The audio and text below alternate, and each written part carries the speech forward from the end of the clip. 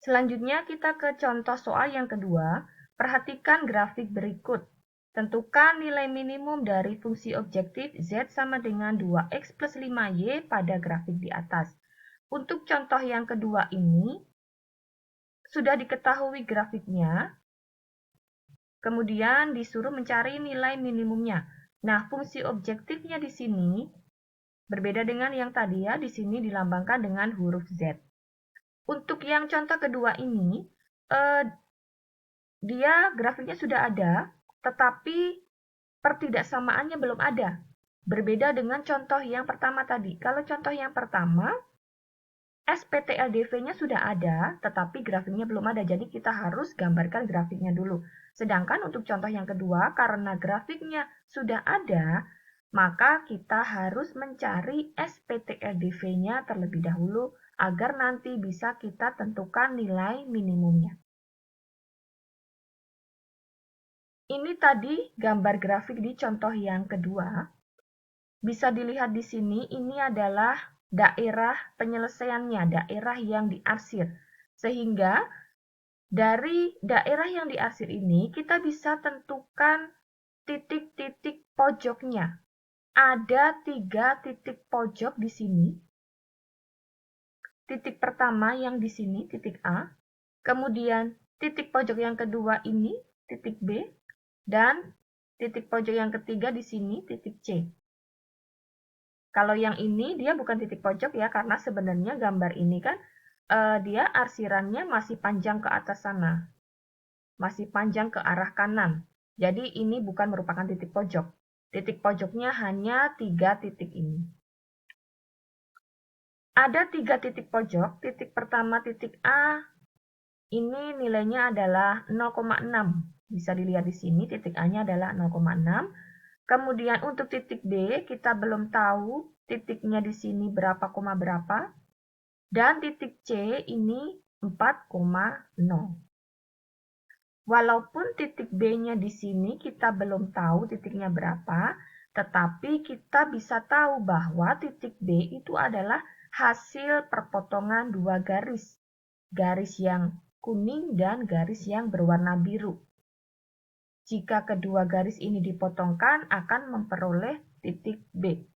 Nah, untuk mencari titik B, terlebih dahulu kita harus cari persamaan garis yang berwarna kuning dan garis yang berwarna biru ini. Caranya mencari bagaimana? Sama seperti di pertemuan sebelumnya waktu kita belajar menentukan SPTLDV. Jadi kita gunakan rumus persamaan garis lurus dari 2 titik. Kita gunakan rumus yang itu. Kita mulai dari garis pertama, garis yang berwarna kuning. Dari garis yang berwarna kuning ini, ada 2 titik di sini. Titik pertama, titik ini ya, 0,6. Dan titik yang kedua di bawah ini, 3,0. Ini adalah 2 titik yang melalui garis berwarna kuning. Setelah diperoleh kedua titik ini, kita tentukan X1Y1 dan X2Y2-nya. Kemudian tinggal kita gunakan rumus persamaan garis lurus melalui 2 titik. Rumusnya ini kita sudah pelajari di pertemuan sebelumnya. Sehingga angka-angka ini X1Y1, X2Y2 tinggal kita masukkan ke dalam rumusnya. Kemudian kita kurangkan, hasilnya adalah Y-6 per min 6 sama dengan X per 3. Kita kalikan silang, 3Y min 18 sama dengan min 6X. X-nya kita pindahkan ke ruas kiri, 18-nya pindah ke ruas kanan. 6X plus 3Y sama dengan 18. Bentuk ini masih bisa kita perkecil, masih bisa kita sederhanakan dengan cara dibagi 3. Hasilnya adalah 2X plus Y sama dengan 6. Ini adalah persamaan garis yang pertama, garis yang berwarna kuning. Selanjutnya, untuk mencari persamaan garis kedua yang berwarna biru ini, Langkahnya sama, jadi kita tentukan dulu dua titik yang melalui garis yang berwarna biru ini. Dua titiknya adalah ini titik yang pertama, 0,4, dan titik yang keduanya yang ini, 4,0. Caranya sama seperti tadi. Kita tentukan X1, Y1, X2, Y2-nya.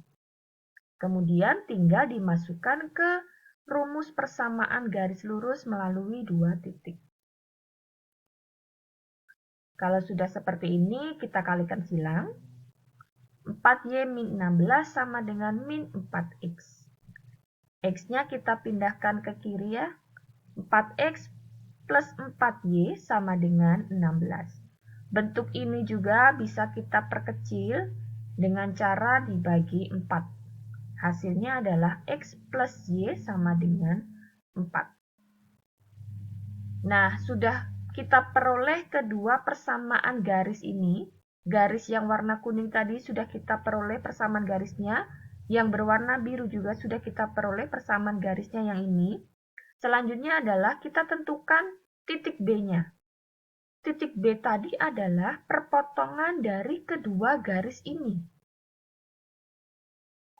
Titik B adalah perpotongan kedua garis yang kita sudah cari persamaan garisnya tadi.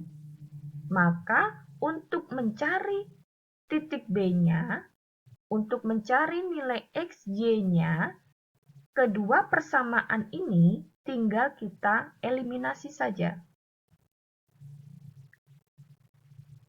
2X plus Y sama dengan 6, X plus Y sama dengan 4, kita eliminasi ya.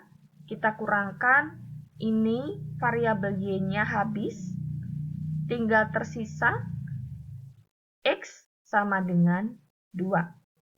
Selanjutnya, X sama dengan 2 ini kita substitusikan ke salah satu persamaan. Bisa yang ini atau yang ini. Di sini kita mau substitusikan X sama dengan 2 ini ke persamaan yang ini. X plus Y sama dengan 4. Jadi X-nya kita ganti dengan 2. 2 plus Y sama dengan 4. Hasilnya adalah Y sama dengan 2. X-nya 2, Y-nya 2. Sehingga titik B-nya sudah bisa kita peroleh. Nilainya adalah 2,2. Berarti titik B-nya sudah ada ya.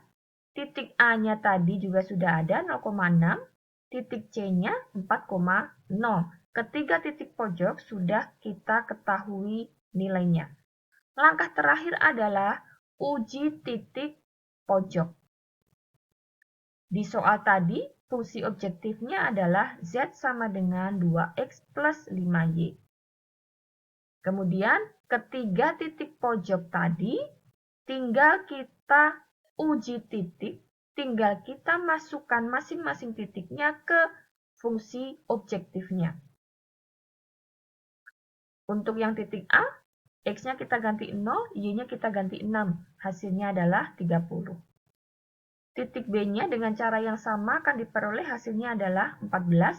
Dan terakhir titik C, dengan cara yang sama akan diperoleh hasilnya adalah 8. Di soal contoh kedua tadi, kita disuruh mencari nilai minimumnya.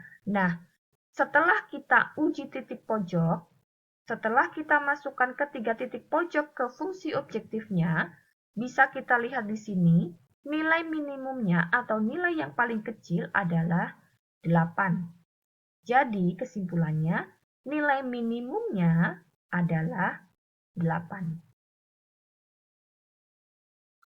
Demikian pembahasan kita kali ini tentang nilai optimum. Semoga bermanfaat dan bisa dipahami. Sekian, terima kasih.